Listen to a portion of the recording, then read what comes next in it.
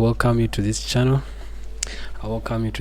So on this channel we are going to be talking about analyzing basically crypto, but we shall be using mostly these futures on Binance.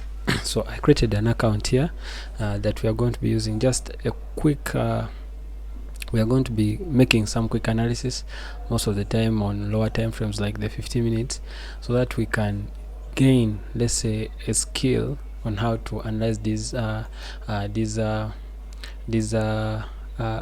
futures, Binance futures. Actually, now we on Binance futures. We want to see how we can make a quick analysis, and then we determine where the price might be going. You get? So I would recommend that you subscribe to the channel. This is the first video, so let's see how all this goes. So apparently my internet is kinda overloaded. Yeah, okay. Now I'm going to make a quick analysis. Now we are on, apparently we are on we are on BTCUSDT. Yeah, so these are Binance futures on Binance. So quickly, when I come here, personally I love what we call market structure. So I'm going to do some simple analysis here, and then we shall see we shall try to determine where the price is going. So first off, I look at the most recent moves here. When I look at the most recent moves, I look at for break of structures. You get? So this is a concept that is so common in forex. So I can see that there is a break of structure. By that I mean we had the high here, but then we break it. It got broken here, and then we had price going up. You get? So we are going to be noting off that. So we can say this is BMS. So we can say BMS in this region. So this is our break of market structure. So when there is a break of market structure, we believe that this is a very significant region. So what does that mean? After identifying that there was a break, we identify the last opposite candle. If our total price was previously selling, then it bought, so we look at the last opposite candle, which becomes our before price bought. We can say this one. So we may highlight just this region here. You get? We may highlight just this region here. Why are we highlighting it off?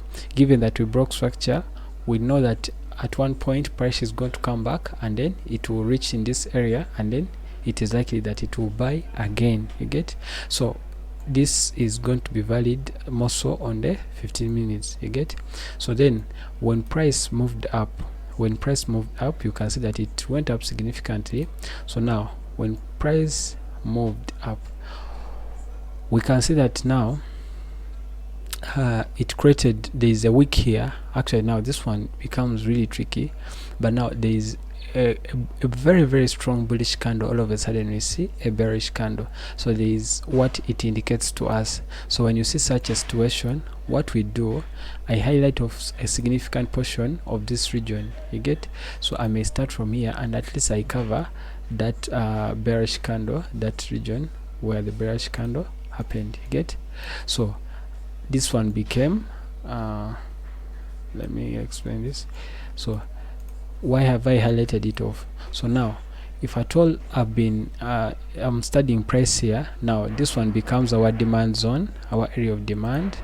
So I can put major demand on our 50 minutes, major demand like in this region. Then this one is going to become our major supply. You get?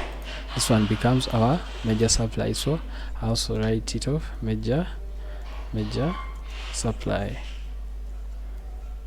like that. You get? So now so we expect that when prices again reach in this area, they are going to come down to our major demand. You get? So at least now we are continuing to simplify. So now we also look here. When price came here, we were buying consistently here, like the buyers were really strong. All of a sudden we get sellers here. So this one becomes our area of demand. But this one is going to be minor. You get, this one becomes minor demand. So when we all of a sudden we see this area, so this one becomes our minor demand. You get, minor demand.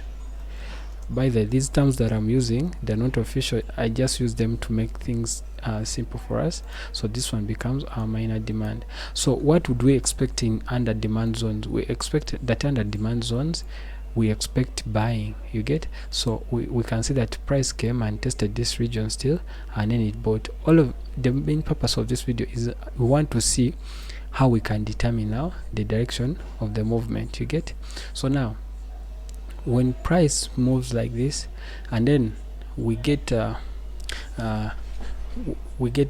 this one becomes our area of supply. What does it mean? When price comes here like this to test our region here, we expect it now to come to our area of major demand. Given that this area here has been tested, then we shall expect prices to come to this area here. You get, so this one becomes our target. You get, so this is our target. So this simple analysis, I wanted us to see how we can determine where price is going. You get, so I expect that in this area, you can see this was a strong area of resistance. That this area was a strong area of resistance. So we can say that price is going to come. It has reached our minor demand. So given that this is minor demand, price has already tested it. We expect that now when prices reach in this area, this region here, we expect them that we shall get selling signals that shall come, and then they are likely to break this structure, or there may be another structure that may form. But now overall you can see now that we shall be having some sort of M. You get, some sort of M at the end of the day. And you know that in trading M's are so crucial. So this one become, so we are going to get a structure like that. You get, so this is a quick video that I wanted to make. So this is how you can start looking at futures on Binance. So please subscribe to the channel. I'll be making more videos about how we can do some scalping on these futures and even other cryptos. So the purpose is for us to know how we can start trading. I believe each time I do some analysis, you'll come to learn something, and then with time you'll start placing profitable entries. So thanks for watching.